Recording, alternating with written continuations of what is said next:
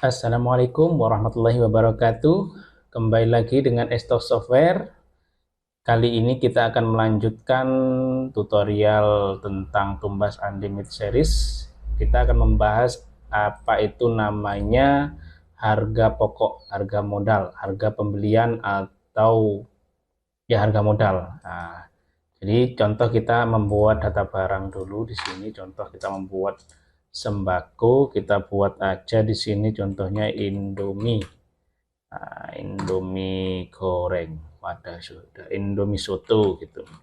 Kita membuat produk baru nama Indomie soto. Satuannya ini piece, mungkin di sini dus. Satu dus isinya 40. Oke, setelah itu kita simpan. Jadi kita setelah membuat data barang, ini masih kita belum dapat harga jual dan ini ada namanya HBT, harga beli terakhir, dan harga rata-rata. Jadi nanti harga beli terakhir itu otomatis dapat atau rata-rata dapat setelah ada pembelian. Oke, kita lanjut ke pembelian seperti ini. Nah, supaya kita kosongin aja, kita ambil tadi yang soto, contohnya kayak seperti ini. Kita mau beli 20 dus. Oke, 20 dus. Oke, satu per dusnya mungkin harganya coba kita coba kali 40, 120 contoh. 120. Oke. Terus kita bayarnya kita tunai aja dulu. Oke, seperti ini kita simpan.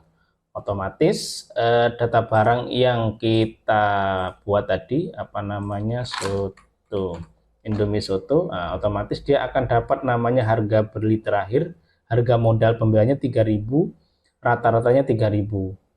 Nah, nanti bisa di setting sudah untuk penjualannya. Contohnya mau menjual berapa persen, umpama kita mau ngambil untung per piece-nya 3.300 contohnya. Seperti ini. Mungkin kalau per dusnya lebih murah, 125 contoh seperti ini. Nah, seperti ini. Jadi harga modal, harga beli terakhir dan rata-rata ini otomatis akan tercipta ketika ada pembelian. Jadi kalau ada pembelian baru, nanti ada harga beli terakhir lagi, ini akan berubah. Umpama dapat naik harganya 3.100, ini akan ganti. Contohnya kita ada pembelian lagi. Contohnya seperti ini, kita ambil lagi soto tadi, kita ambil 10 dus tadi 120. Yang terakhir coba kita naikkan ini 122 contohnya per dusnya. Kita bayar saja, kita 122 seperti ini. Kita simpan. Ini otomatis seperti ini. Harga modalnya akan berubah. Harga beli terakhirnya yang awalnya tadi 3.000, karena beli lagi ada kenaikan harga dari supplier, mungkin ada kenaikan harga, jadi otomatis berubah. Dan rata-rata ini juga akan berubah. Kenapa harga beli terakhir dan rata-rata itu beda? Kalau harga beli terakhir sesuai dengan namanya harga beli terakhir. Jadi ini rata-rata harga beli terakhirnya. Kalau rata-rata akumulasi. Jadi harga yang kemarin dengan sisa stok yang kemarin itu dikali, terus dijumlahkan dengan harga yang baru dengan jumlah yang baru, nanti diakumulasi jadi rata-rata. Jadi harga beli terakhir dan rata-rata kemungkinan tidak sama berjalannya waktu, nanti pasti bisa rata-ratanya lebih tinggi atau lebih rendah, tergantung nanti naik turunnya harga beli terakhir. Jadi data barang itu dapat harga modalnya dari pembelian. Dan ada lagi sumber dari harga beli terakhir atau harga rata-rata atau kita nyebutnya harga pokok itu, selain dari pembelian ada lagi dari proses, namanya di sini produksi. Produksi yaitu proses dari barang sekelompok barang atau satu barang dirubah menjadi barang apa. Contohnya kalau di minimarket itu biasanya kita beli gula.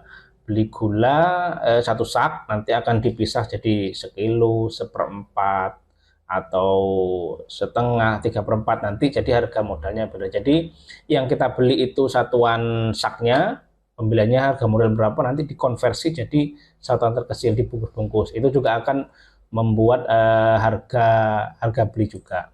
Ada lagi nanti harga beli itu disebabkan oleh namanya terima dari cabang. Jadi ada kiriman dari pusat, umpama ini contoh toko cabang dapat dari pusat, dapat harga modalnya berapa, itu juga akan mempengaruhi harga modal. Jadi harga modal tumbas unlimited series itu sumbernya tadi ada dari pembelian, dari produksi, dan juga dari mungkin terima dari pusat. Seperti itu. Jadi di sini kita juga menyediakan harga modal itu ada 2, harga beli terakhir dan rata-rata. Harga beli terakhir yaitu ya pembelian atau produksi yang terakhir. Kalau rata-rata itu akumulasi. Kenapa kita membuat 2? Karena kalau sampai stok itu minus atau telat melakukan pembelian atau produksi, itu biasanya stok minus setelah dimasukkan rata-rata akan rusak. Kebanyakan di luar atau di lapangan yang sudah kita alami itu rata-rata kadang rusak karena telat untuk melakukan penginputan. Jadi mungkin kita sediakan namanya harga beli terakhir. Untuk pelaporan pun kita sudah sediakan juga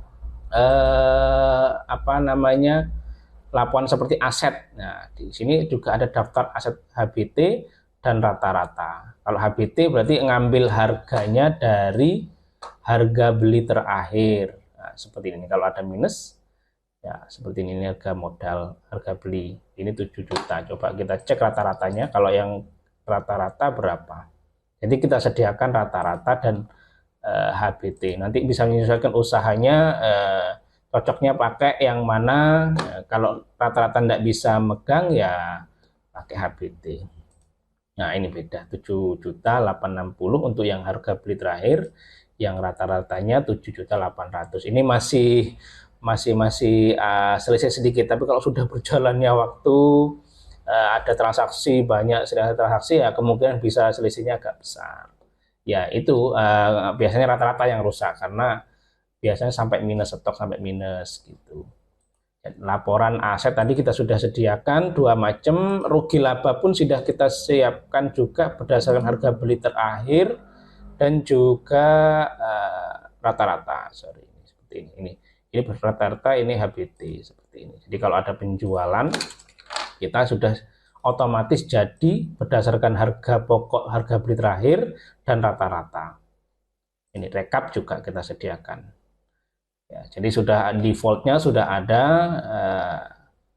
pakai modalnya ada HBT dan rata-rata. Nanti bisa disesuaikan sesuai di tempat usahanya. Apabila memang tidak bisa mengkeep atau memegang rata-rata, ya gunakan yang HBT. Sekian untuk video kali ini tentang harga modal barang tumbas unlimited series, dari mana sumbernya, bisa dapat harga beli terakhir dan rata-rata. Tambahan lagi, umpama kita ada kesalahan waktu penghitungan pembelian atau apa, untuk mau mengkoreksinya, contohnya kayak gini, ini harusnya 3.100 harga modalnya, bisa dikoreksi. Bukan di sininya, ini nggak bisa dikoreksi, tapi di sininya 3.100. Ini masih bisa dikoreksi, ini juga masih bisa dikoreksi kalau mau dikoreksi. Seperti ini. Nah, jadi masih bisa dikoreksi kalau ada kesalahan waktu melakukan pembelian, produksi, bisa dikoreksi secara manual. Karena ini nanti yang akan dibawa sebagai penghitung rugi laba, penjualan, dan macam-macam. Ya usahakan sih tidak melakukan koreksi, tetapi otomatis memang harga itu sudah lewat pembelian, lewat produksi, terima dari cabang, seperti itu. Cukup mungkin video kali ini. Apabila ada yang masih bingung, bisa tulis di kolom komentar atau menghubungi tim Estos Software. Semoga video ini bermanfaat. Salam titik enter.